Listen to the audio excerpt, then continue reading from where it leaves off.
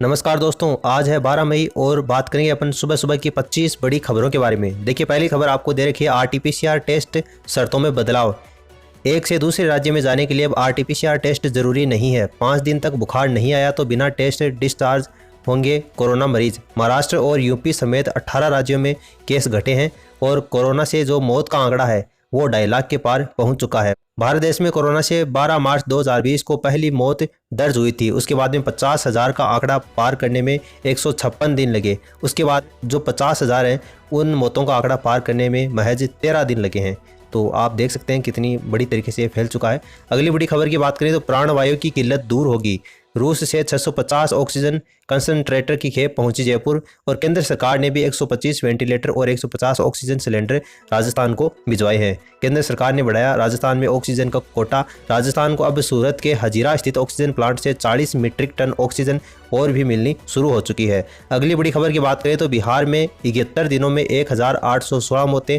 अस्पतालों में बिना दवा और ऑक्सीजन के तड़प रहे मरीज, इलाज के बदले मिल रही दिलासा। कोरोना की दूसरी लहर से बिहार में हाहाकार मचा हुआ है। राज्य में बीते 71 दिनों से कोरोना से रोज 25 लोगों की जान जा रही है, यानी कि टोटल 1816 लोगों की संक्रमण के चलते मौत हो चुकी है। वहीं दूसरी तरफ कन्हैया बिहार छोड़ केंद्र के ऊपर साध रहे निशाना। केंद्र सरकार का मुखर विरोध करने के लिए कन्हैया कुमार जाने जाते हैं। अपनी रैलियों में गरीब और मजदूरों की बात करते हैं, लेकिन इन्होंने जमीन पर लोगों की मदद करना तो दूर, बिहार सरकार की नाकामियों के ऊपर भी एक बार बोलना भी मुनासिब नहीं समझा। दूसरी बड़ी खबर की बात करें तो उत्तर प्रदेश से बहकर बिहार पहुंची लाशें। गाजीपुर में 800 मीटर के दायरे में 52 लाशें मिली। अब तक 110 से ज़्यादा शव बरामद हुए और बलिया से भी 12 से ज़्यादा लाशें मिली। अब आशंका ये भी जताई जा रही है कि बक्सर में जो मिली लाशें हैं वो भी यूपी से ही बहकर गई होगी। ऐसा इसलिए अंदेशा लगाया जा रहा है क्योंकि गंगा नदी जो है वो गाजीपुर और बलिया से होते हुए ही बक्सर जाती है। दूसरी बड़ी खबर की बात करें तो पाकिस्तान का नया यूटर्न। इमरान खान ने भारत से बातचीत के लिए फिर रखी कश्मीर में धारा 370 लागू करने की शर्त। कहा कि सऊदी और यूनाइटेड अरब अमीरात ने हमें दिवालिया होने से बचाया। वहीं दूसरी बड़ी खबर की बात करें तो संक्रमित सिस्टम की असली तस्वीर।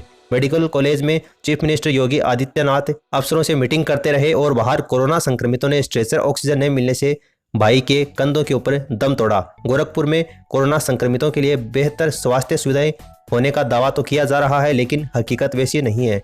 ऐसी ही एक तस्वीर गोरखपुर बीआर मेडिकल कॉलेज में सामने आई है।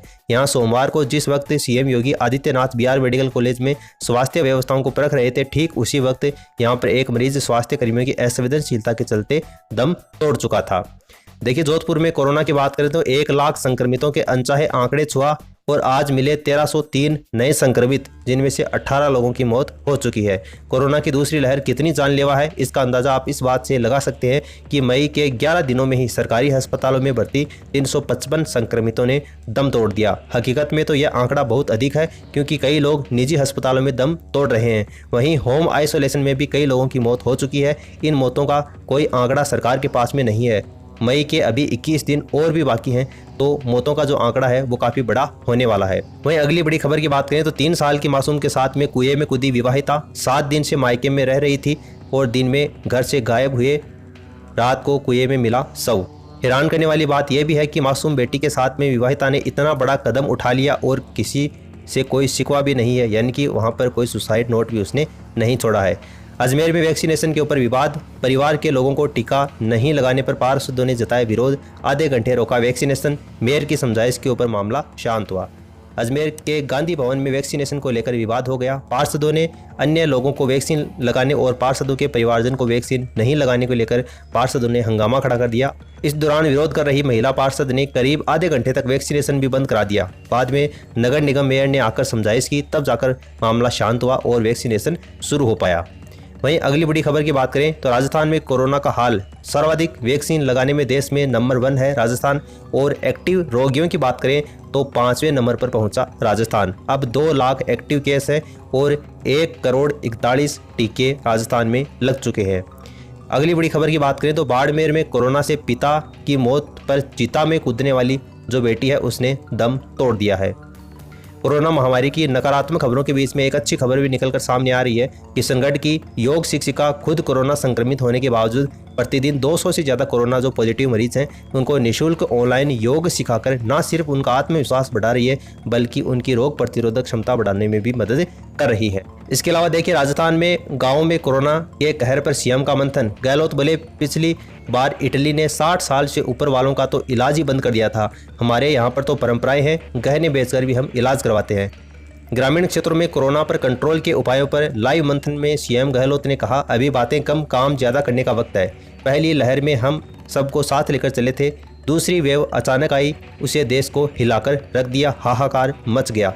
पिछली बार दवा, ऑक्सीजन, वेंटिलेटर खाली पड़े रह रहे थे, लेकिन इस बार एक एक बेड की सिफारिश आती है। डॉक्टर कहते हैं कि किसे हटाकर दें। कोरोना गाँव में घुस चुका है, यह विस्फोटक है। कोरोना से मौत के एक ऐसे किस्से कि रात में नींद ही नहीं आती। गहलोत ने कहा कि वैक्सीन ही हमें बचाएगी। मुझे और डोटासरा को एक साथ ही कोरोना हुआ, हमें वैक्सीन लगी हुई थी, इसलिए आपके सामने बात कर रहे हैं। ऐसे ऐसे किस्से आ रहे हैं कि रात को नींद नहीं आती।